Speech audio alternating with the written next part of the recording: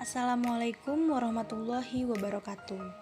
Di sini saya akan menyampaikan materi tentang badan usaha. Jenis-jenis badan usaha. Yang pertama, ada badan usaha berbentuk badan hukum seperti PT atau perseroan terbatas, yayasan, koperasi, badan usaha milik negara, badan usaha milik daerah. Kemudian ada badan usaha berbentuk non-badan hukum seperti persekutuan perdata, firma, dan juga CV.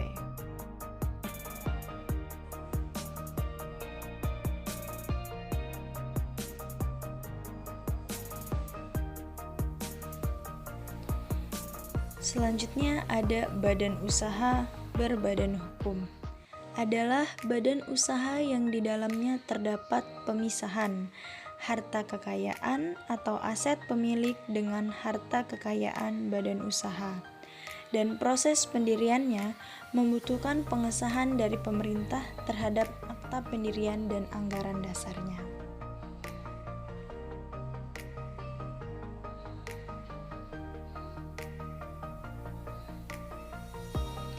Selanjutnya yang pertama ada PT atau perseroan terbatas.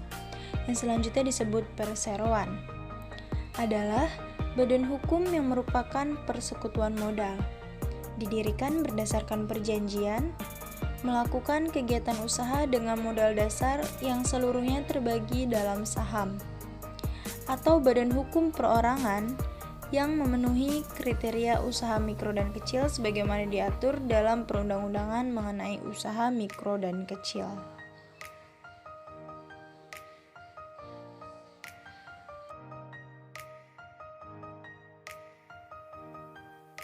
Yang kedua, yayasan.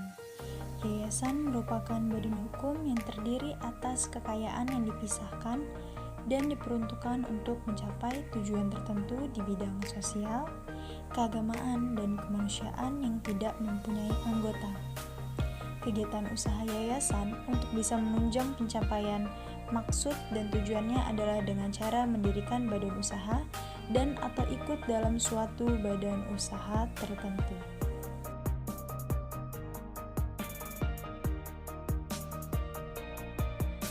Ketiga, ada koperasi. Koperasi adalah salah satu badan usaha ciri khas dari bangsa Indonesia.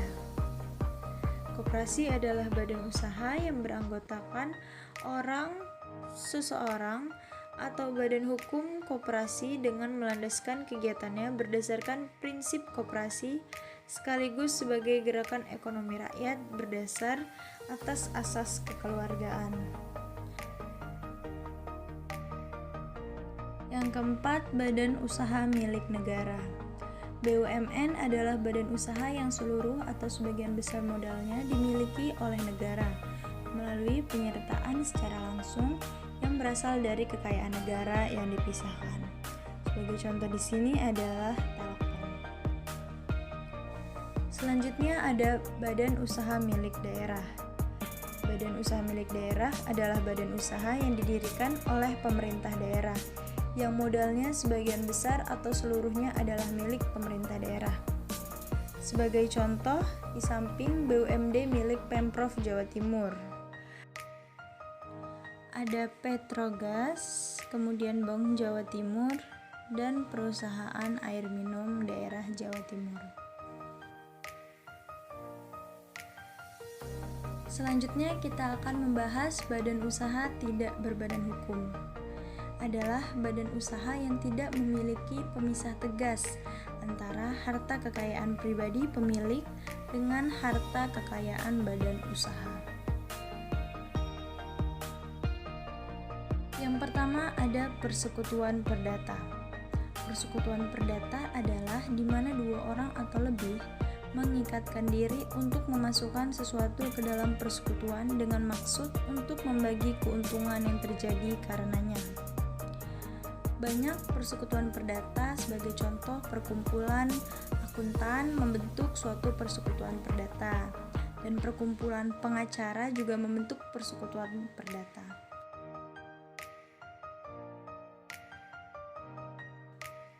Yang kedua, firma. Firma merupakan suatu perseroan yang didirikan untuk melakukan suatu usaha di bawah satu nama bersama. Para anggota memiliki tanggung jawab yang sama terhadap firma. Perbedaan firma dengan persekutuan perdata, firma didirikan dengan nama dari para anggotanya. Kemudian ada CV atau persekutuan komanditer. CV terdiri dari persero aktif dan persero pasif atau komanditer. Persero aktif bertanggung jawab sampai dengan harta pribadi, sedangkan persero pasif hanya bertanggung jawab sebesar modal yang telah disetorkan ke dalam CV.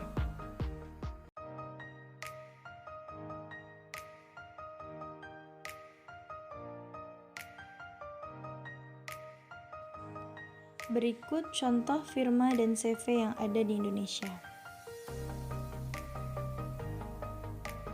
Kemudian kita beralih ke materi kelebihan badan usaha berbadan hukum. Yang pertama, karena harta kekayaan pribadi pemilik dengan perusahaan terpisah, ketika terjadi suatu permasalahan hukum, badan usaha hanya dapat berbagi atau berbagi harta kekayaan dari badan usaha itu sendiri. Kemudian tanggung jawab pemilik badan usaha terbatas, yaitu sebesar modal yang mereka masukkan di badan usaha, sehingga kekayaan pribadinya tidak dapat diganggu-gugat. Kemudian badan usahanya bersifat eksklusif karena disahkan oleh Kemenkumham. Selanjutnya, kekayaan intelektual lebih terjamin dan lebih mudah untuk memperluas pasar usahanya.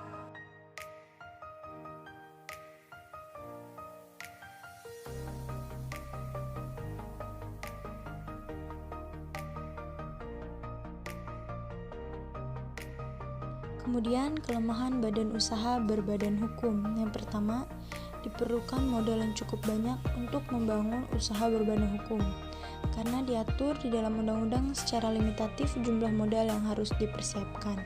Sehingga jika sebagai pengusaha pemula kita lebih disarankan untuk membuat usaha selain yang berbadan hukum. Serta proses pembubaran badan usaha berbadan hukum juga tidak semudah membubarkan badan usaha lain, dikarenakan statusnya sebagai badan hukum dan dianggap sebagai suatu entitas, maka pembubarannya pun diatur secara khusus dalam Undang-Undang Badan Usaha. Sebelum dibubarkan, perlu dipastikan bahwa seluruh kewajiban badan usaha telah dibayarkan dan seluruh kewajiban pajak telah ditunaikan. Kemudian ada kelebihan badan usaha tidak berbadan hukum.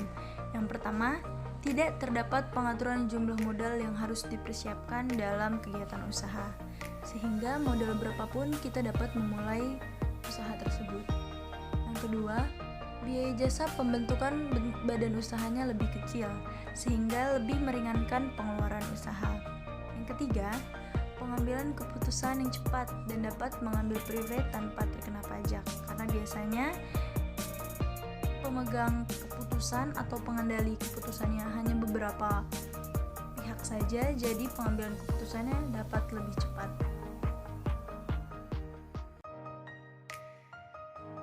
Kelemahan badan usaha tidak berbadan hukum. Yang pertama, kerugian satu anggota akan ditanggung bersama. Jika terjadi permasalahan hukum, maka selain harta kekayaan usahanya, harta milik pribadi juga akan dibagi untuk menutup beban usaha. Tanggung jawab tidak terbatas pada modal, namun termasuk harta pribadi. Sehingga harta pribadi akan disita ketika terjadi kepailitan. Kemudian dapat menimbulkan perselisihan jika pembagian keuntungan tidak adil. Contoh badan usaha berbentuk perseroan terbatas yang ada di Indonesia. Ada Bank Sentral Asia atau BCA, Bank Mandiri yang berbentuk persero, HM Sampurna, Indofood Sukses Makmur, Kalbe Farma, Sumber Alvaria Trijaya, dan Indosemen Tunggal Prakarsa. Perusahaan yang saya contohkan di sini sudah termasuk perusahaan yang menjual sahamnya di pasar bursa saham Indonesia.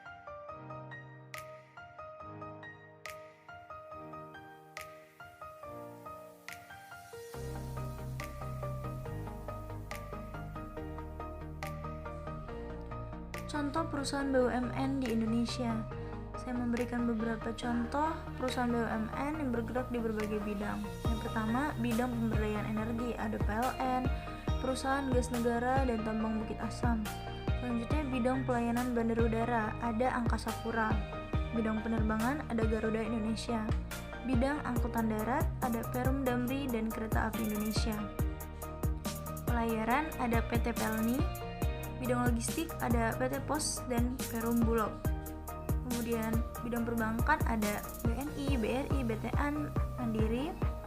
Farmasi ada Kimia Farma dan Bio Farma. Dan ada layanan asuransi yaitu asuransi Jasara Harja, asuransi Jiwasraya, Taspen, dan Jamsos. Saya juga melampirkan contoh kasus sengketa merek dagang di Indonesia. Kita semua mengenal Ruben Onsu sebagai artis terkenal. Dia juga memiliki beberapa bisnis, namun salah satu bisnisnya mengalami sengketa merek dagang. Ruben Onsu menggugat PT Ayam Geprek Beni Sujono.